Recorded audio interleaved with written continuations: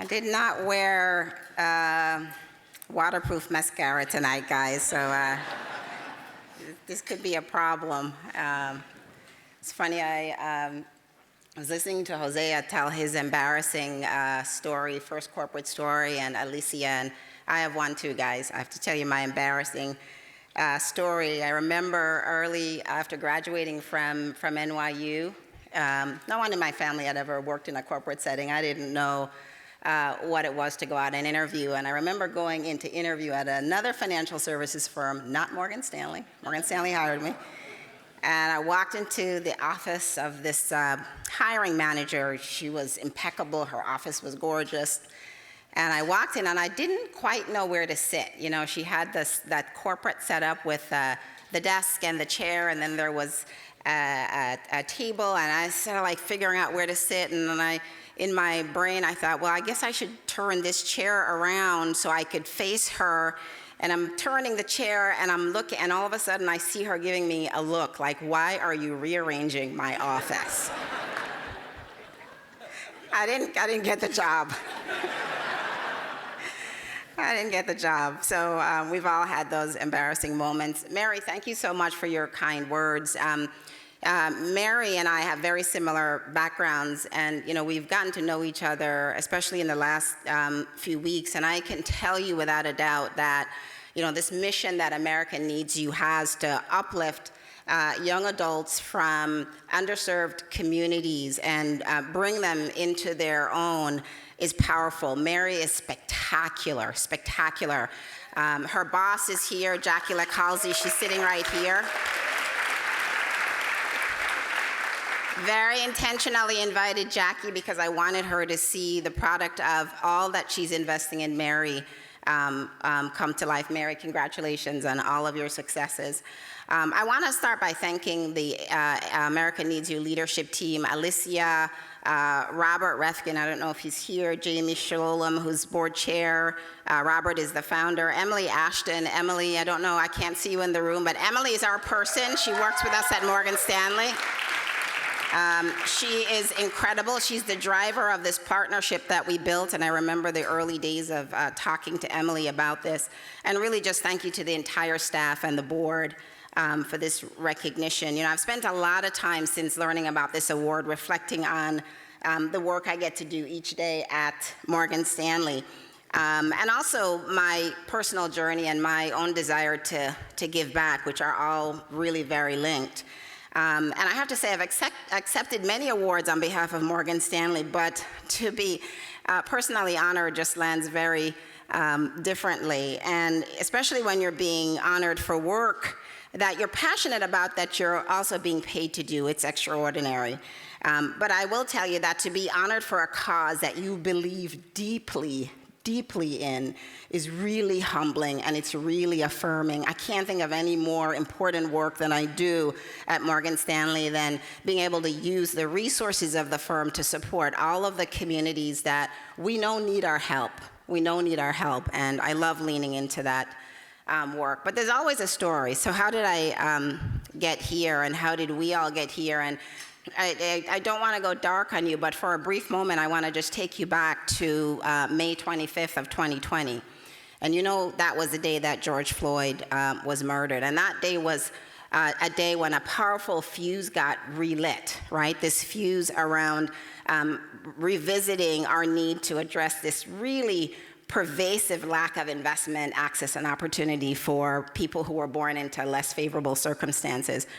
And I want you to set aside for a moment the horrific circumstances under which George Floyd was murdered. For 4 years, we've talked about George Floyd, the man. But for a moment, I want us to talk about George Floyd, the child, the young adult. He was called Perry by his family. They affectionately called him Perry. And Perry was born into poverty. He lived in public housing projects, and he attended severely underfunded schools in Texas. That was his childhood. And then he also suffered from food insecurity, and my colleague Joan Steinberg, who's sitting here, knows about that because that's one of the causes that we invest in.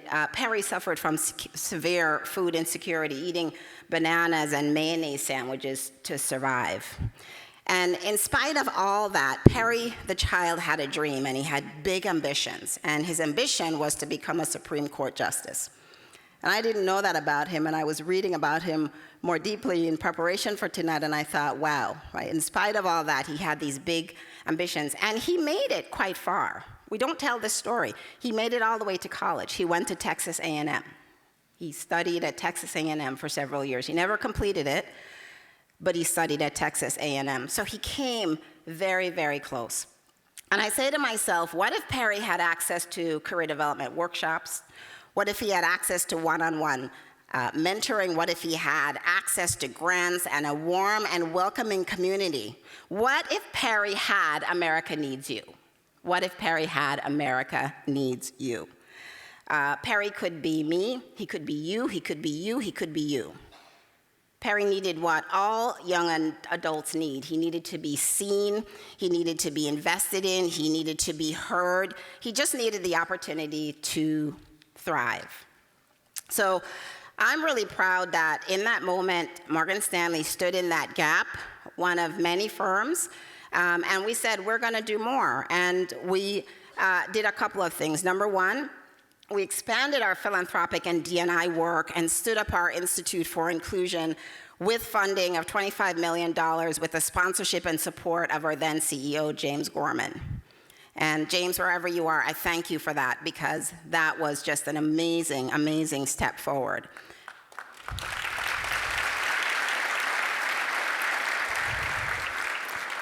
And then within the Institute, we spent a lot of time thinking about what do we do with this money? It's a lot of money.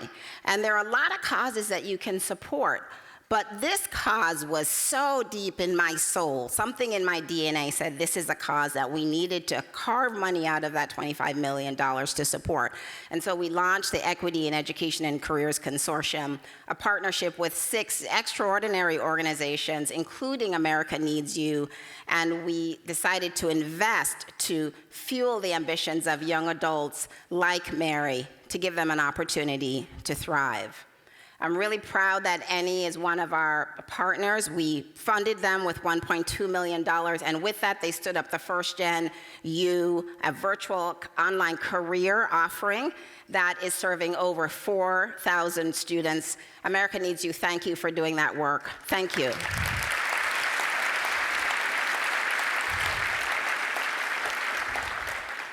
By the way, one of our core values is commit to diversity and inclusion, so we take this very, very seriously. I'm going to tell you that none of this happens without really, really great partners. None of us do this work without people who stand with us in that gap. And I really want to thank a whole bunch of folks very quickly. Number one, sitting in front of me is Joan Steinberg, head of the Morgan Stanley Foundation.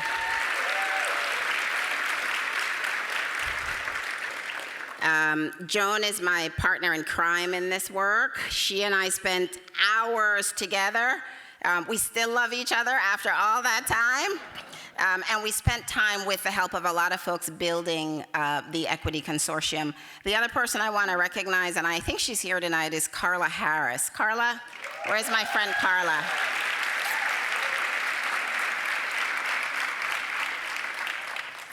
For over 30 years, I don't know if she wants me to say that.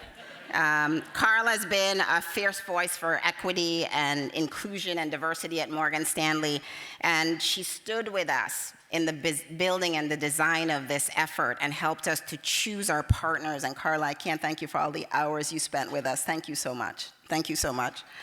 I'm going to embarrass him, and he's not a guy who likes the spotlight, but I want to embarrass my first manager at Morgan Stanley, Eric Kane. Eric's sitting right here. Eric hired me to Morgan Stanley 16 years ago, so for my Morgan Stanley colleagues, if you hate that I'm here, blame Eric. It's all his fault. My colleagues in technology show their support every single time. They bought a table tonight. Thank you, guys. Thank you, thank you, thank you. I love you. Thank you.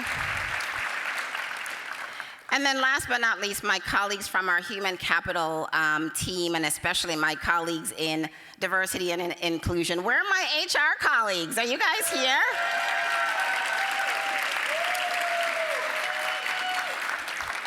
They're a really rowdy bunch, guys. I think HR people are quiet, unassuming, not this bunch. This is my tribe. I share this award with them proudly. We work together every single day, and I couldn't be more proud. One in particular that I want to call out is Mr. Sam Lillane, who's also sitting over there. Sam works every single day to make sure all of the pieces for the Equity Consortium come together. Sam, thank you. You are an incredible partner. I'm grateful for you. I want to also shout out a couple of partners, friends, and allies. Alex Ehrlich, where are you, from Per Capita?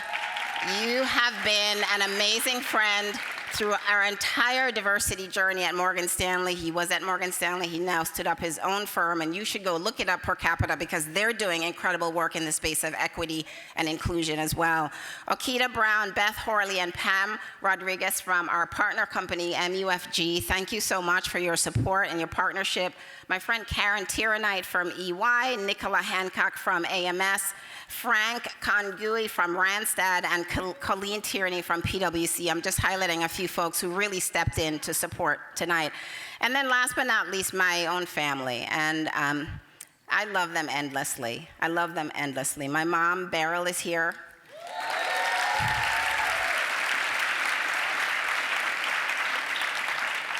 My mom is extraordinary. You know, she showed us that our life circumstances didn't define us and encouraged us all to aim really high. And I remember growing up in Brooklyn, and we would all come home at night and eat dinner together, and then the dining table would get converted to the homework central table. And literally, we all sat around and did homework at the dining table with my mom hovering and making sure we did that homework. Mom, it worked, and thank you for that. And then my partner Max is here, my sister Norma, my niece Atiba, my nephew Nkosi, and his fiancée Laura. They just got engaged about 2 weeks ago.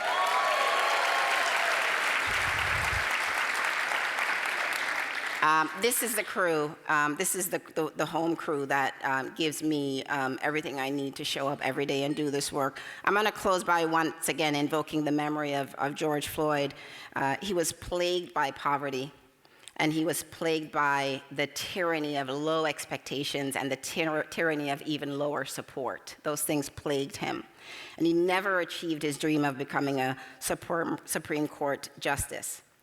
We have 11 million more Perrys under age 18 in the United States, kids who live in low-income circumstances where they don't have resources, and then another 5 million between the ages of 18 and 24. If everyone in this room tonight contributes in just a small way. Our CEO, when we got that funding to stand up the Institute, said, we're going to do our part. An acknowledgement that Morgan Stanley could not solve this problem for everybody, but we're going to do our part.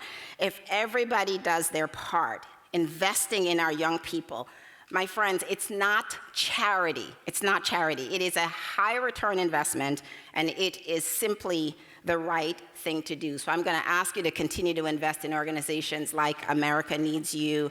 Give our young people a chance to thrive. They have a lot to contribute, and I think with your help, we can change the narrative for folks like Mary, the people coming up behind Mary, and the people coming up behind the young man who just spoke here. Thank you so much. Thank you all for this wonderful award. Thank you.